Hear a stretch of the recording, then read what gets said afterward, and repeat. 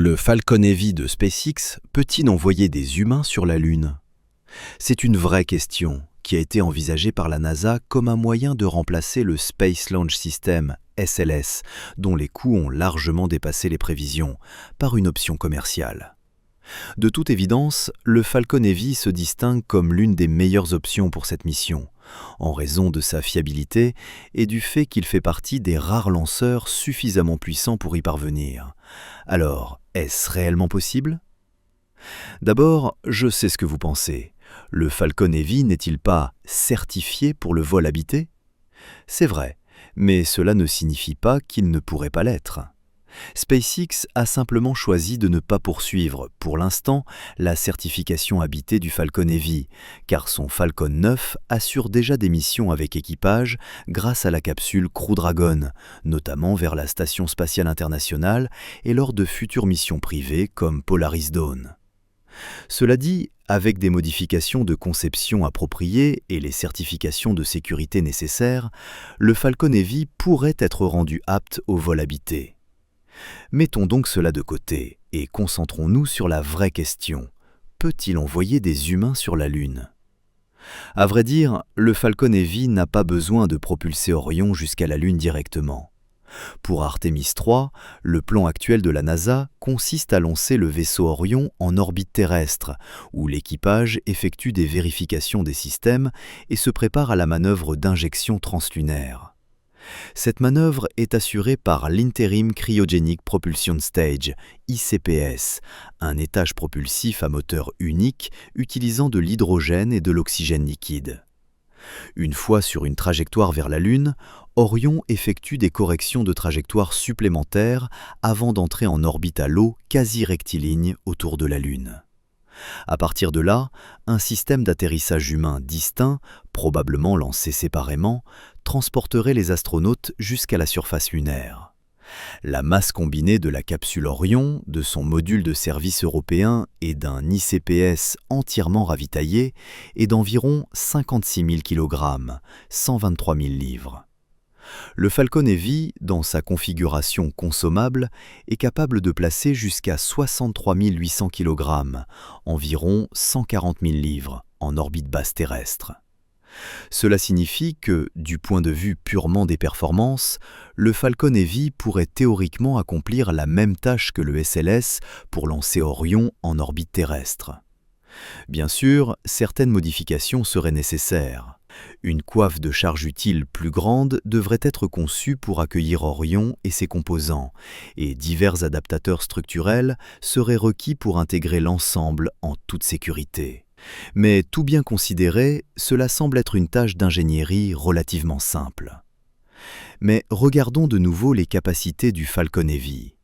Fait intéressant, quelques calculs rapides suggèrent qu'une autre option pourrait exister. En supposant que la NASA soit prête à s'écarter de manière significative du profil de mission initiale, il semble que le Falcon Heavy seul pourrait potentiellement envoyer Orion presque jusqu'à la Lune, sans utiliser l'ICPS. Cette approche ne simplifierait pas seulement l'intégration entre Orion et le Falcon Heavy. Elle permettrait aussi de conserver l'ICPS non réutilisable pour une mission future.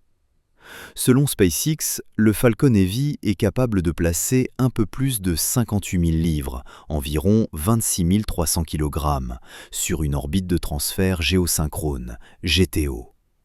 Pour rappel, une GTO est une orbite de transfert elliptique qui commence en orbite basse terrestre et s'étend jusqu'à l'altitude géosynchrone, environ 35 786 km. Une fois sur GTO, un vaisseau spatial utilise généralement sa propre propulsion pour relever le périgée et circulariser l'orbite en géo. La GTO ne vous emmène pas jusqu'à la Lune, mais elle s'en approche étonnamment en termes d'énergie. Atteindre une GTO nécessite une augmentation de vitesse d'environ 2,5 km par seconde. À titre de comparaison, une manœuvre d'injection translunaire requiert un delta-V d'environ 3,2 km par seconde. D'où viendraient les 700 mètres par seconde supplémentaires? Du système de propulsion propre à Orion.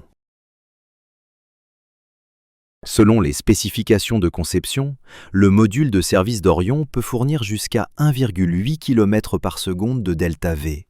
Cela devrait, en théorie, suffire pour compléter la manœuvre d'injection translunaire, tout en conservant suffisamment de carburant pour les corrections de trajectoire en cours de route.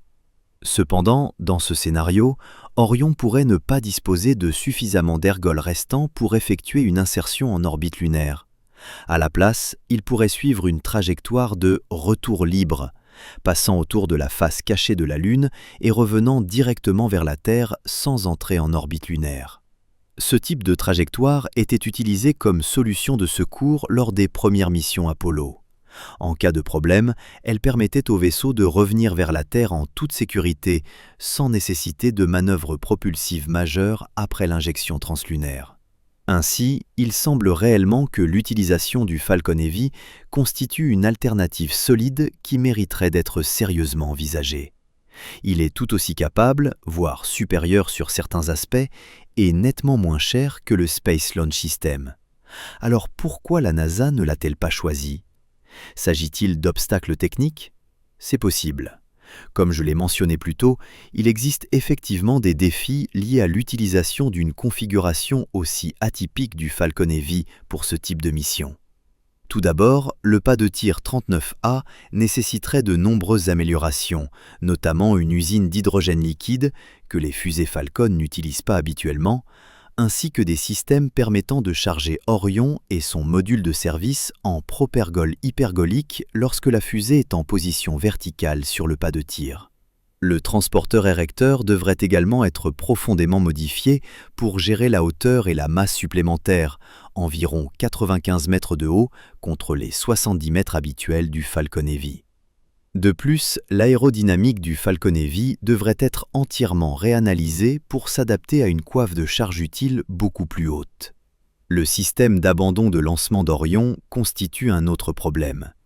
Il est conçu spécifiquement pour le SLS, dont l'étage central est plus large que celui du Falcon Heavy. Cela signifie que le système d'abandon devrait lui aussi être modifié, ce qui ajouterait encore de la complexité et des coûts. Mais honnêtement, c'est à peu près tout. Ce sont des problèmes solvables. Ils ne sont pas triviaux, mais ils ne sont pas non plus rédhibitoires. Ce sont exactement le genre de défis d'ingénierie auquel on s'attend lorsqu'on entreprend quelque chose d'aussi ambitieux que de renvoyer des humains sur la Lune. C'est pourquoi de nombreuses personnes dans la communauté spatiale estiment que la NASA aurait pu faire fonctionner cette solution si elle l'avait vraiment voulu. Certains pensent même que la NASA a simplement joué la carte de la prudence. Et puis, il existe des points de vue plus extrêmes.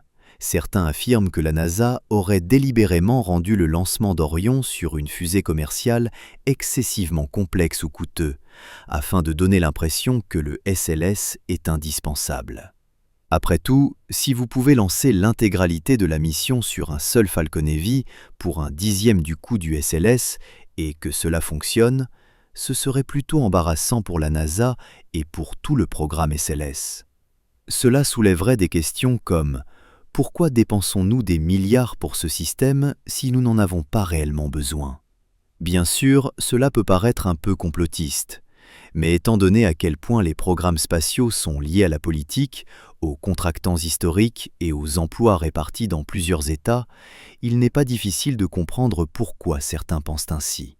Et il n'y a pas que le SLS. On a également parlé de remplacer le vaisseau Orion lui-même par, vous l'avez deviné, le Crew Dragon de SpaceX. La raison est simple. Crew Dragon a déjà fait ses preuves en tant que véhicule habité exceptionnel.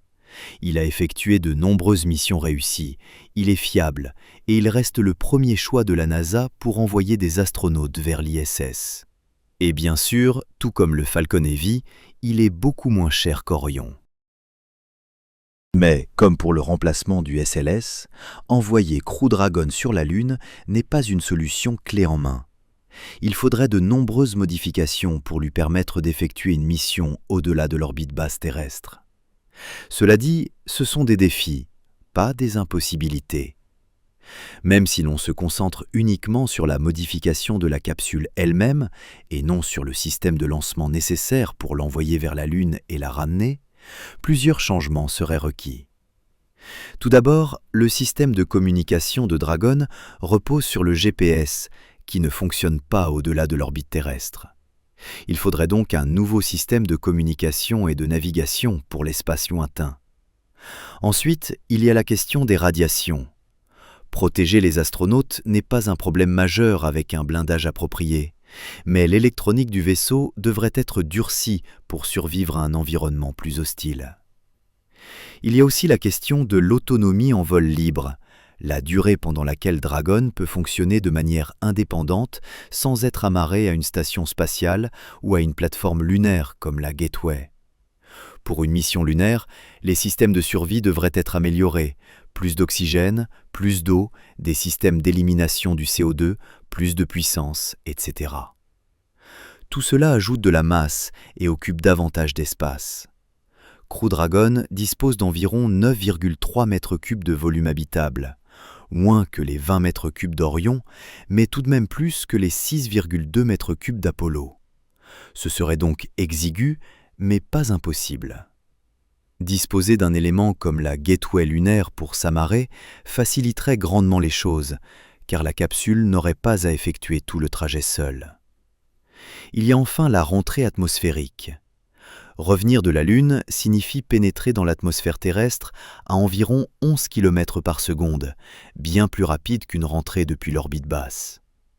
Cela nécessiterait probablement des améliorations majeures, voire une refonte complète du bouclier thermique Pika-X de Crew Dragon pour survivre à de telles vitesses. Donc oui, ce n'est pas impossible, c'est techniquement faisable. Mais cela demanderait du temps pour développer, tester et qualifier l'ensemble des systèmes. Et à l'heure actuelle, le temps n'est pas vraiment du côté de la NASA, du moins si elle souhaite sérieusement rester en tête face à la Chine dans la nouvelle course à l'espace. Il est presque certain que la NASA continuera d'utiliser le SLS et Orion, du moins pour le moment. Qui sait, peut-être que ces véhicules rempliront suffisamment bien leur mission pour justifier le coût colossal qui les accompagne.